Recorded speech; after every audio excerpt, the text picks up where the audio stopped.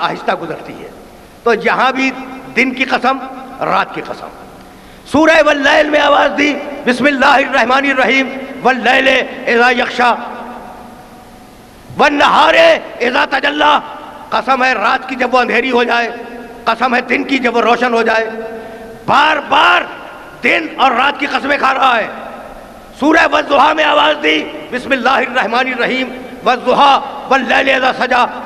قسم ہے دن کے گرم وقت کی اور قسم ہے رات کی جب وہ اندھیری ہو جائے. تو حقیقت یہ ہے کہ رات اور دن مل کر زمانہ بناتے ہیں. رات اور دن مل کر زمانہ بناتے ہیں، اور تم اس زمانے کے سیال سمندر میں بہتے چلے جا رہے ہو. یہ جو زمانہ ہے نا، یہ بڑا شفاف ہے. اگر تمہیں وہ تقریر یاد ہو جو میں نے نشریاتی وسیلے سے کی تھی، تو میں نے یاد کیا تھا یہ بڑا شفاف زمانہ ہے. والعصر ان الانسان لفی خسر. قسم ہے گزرتے ہوئے زمانے کی کہ پوری انسانیت خسارے میں ہے. تو میرے اس میسج کو یاد رکھنا جو توحید میں دے رہا ہوں، کہ کوئی انسان اس دنیا کا نہ زمین سے بچ سکتا ہے نہ زمانے سے بچ سکتا ہے.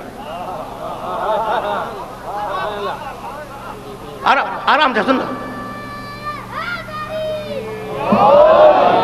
دنیا کا کوئی انسان، دنیا کی کوئی طاقت نہ زمین سے فرار کر سکتی ہے نہ زمانے سے فرار کر سکتی ہے.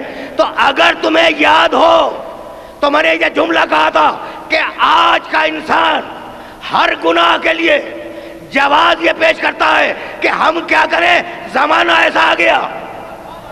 تو جب تک زمانے کے پیچھے چلو گے برباد رہو گے، اور جس دن صاحب الزمان کے پیچھے چلنے لگے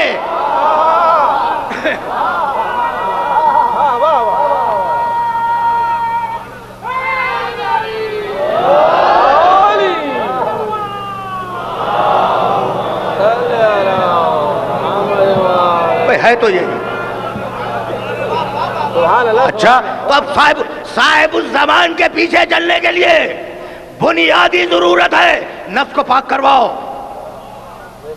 بھائی بہت توجہ رکھنا، اس لیے کہ ظاہر ہے کہ کل 2 گھنٹے ہیں میرے پاس، ایک آج کا گھنٹہ اور ایک کل کا گھنٹہ، اور ظاہر ہے کہ صاحبان فہم و فکر تشریف فرمائے، پڑھے لکھے لوگ تشریف فرمائے. میں جتنے ترجمے آج تک کیے گئے ان سارے ترجموں کے خلاف ترجمہ کر رہا ہوں. قد افلح من زکاہا. جانتے ہو ترجمہ کیا لکھا گیا؟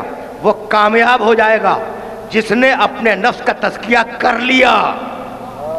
غلط ہے ترجمہ، صحیح ترجمہ میں نے کیا. وہ